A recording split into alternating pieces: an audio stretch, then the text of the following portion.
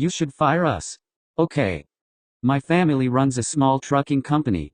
Depending on where you are in the world, you might call us a P&D company, a final mile company, a white glove company. Basically, we handle the kind of stuff that you might buy to have delivered to your home or business. That's too big for someone like UPS to deliver, but not big enough for a tractor trailer to haul, and or stuff that actually needs to be brought into the home and set up, like furniture, appliances, etc. A lot of what we've hauled over the years is stuff going to small stores that can't take delivery by large truck, construction sites where large trucks can't get in and out, neighborhoods and apartment complexes. We don't work for the people buying the stuff, we work for the people selling or shipping it, but as we tend to see the same business owners a lot, we've developed great relationships with them over the years. We don't get rich, but we've been pretty comfortable over the years. Our one major stressor has been a long-time shipper who has, or rather, had, become increasingly demanding as time went on. Now when I say long time I mean it. We made our first delivery for them over 50 years ago. Our company has been doing business with them longer than any of their current employees or management staff have been there. There was one point, not too long ago, where the retired guy who came in a few hours a day to sweep our warehouse because he was bored sitting home, literally knew more about this shipper systems than their senior field rep who was supposed to be supervising our operations. We have been a small, but vital part of their network, for so long that almost no one there really realized how much we did for them. We've seen field reps come and go.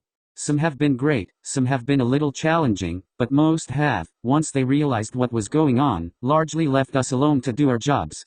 One even called when he took over our area to ask who we were, because his predecessor had no notes on us at all, because they'd never had to visit. We've just been, mostly, quietly plugging along, taking care of their customers, in some cases for generations. Well, the latest rep was a genuinely unpleasant person. He was arrogant, abrasive, casually insulted our employees. Honestly, it's not worth getting into the minutiae here. He wasn't someone we wanted to work with. But I'm able to put on a happy face and get along with about anyone, when needs must, so onward we strode. As I said earlier, the shipper had been getting more and more demanding as time went on. Systems had been getting harder to navigate, inventory had been getting harder to track, phone trees had grown into banyan nightmares, more and more layers of bureaucracy had been added, and with every change they'd grown less agile, slower, more difficult to deal with. One day the field rep called because he didn't like how we'd answered an email. Not that we hadn't answered it, just that he didn't like the manner in which it had been answered. After decades of dealing with this shipper, being micromanaged to that level was not something that we were interested in.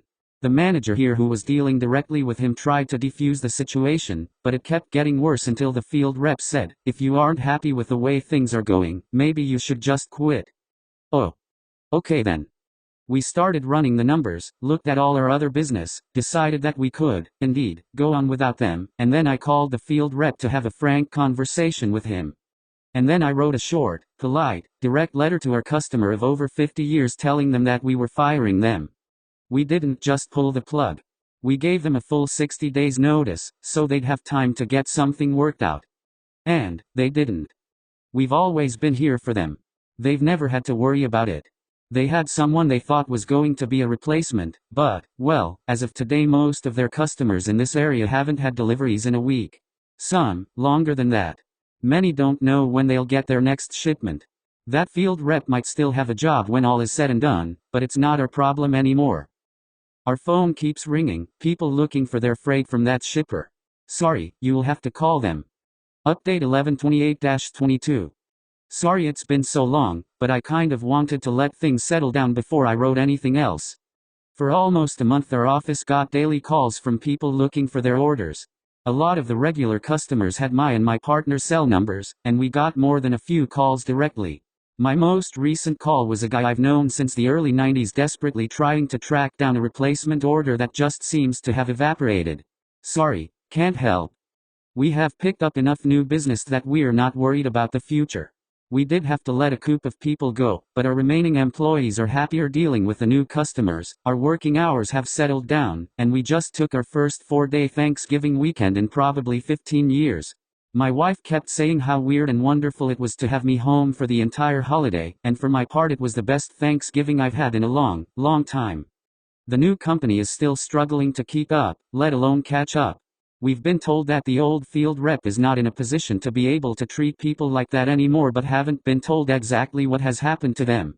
Their replacement in our region is burning the candle at both ends, trying to keep up with his regular work and get the new company straightened out. One of old customers' biggest customers in this area told them that if they wouldn't commit to sitting down at the table with us to try to get us back, they were going to look at taking their business elsewhere. We didn't ask for that, but we said we'd be willing to talk if they came to us. They haven't. The new field rep said he passed on our willingness to talk, but that hire wanted to stay the new course for now. Their call, and I'm honestly not upset about it. The new field rep sees the problems we've seen, and it seems like hire does as well. We handled that business here for a long time, and were pretty emotionally wrapped up in it, and we told new rep that we were sorry to have put him in this position. He said, paraphrasing, no, this is our fault. We put ourselves in this position.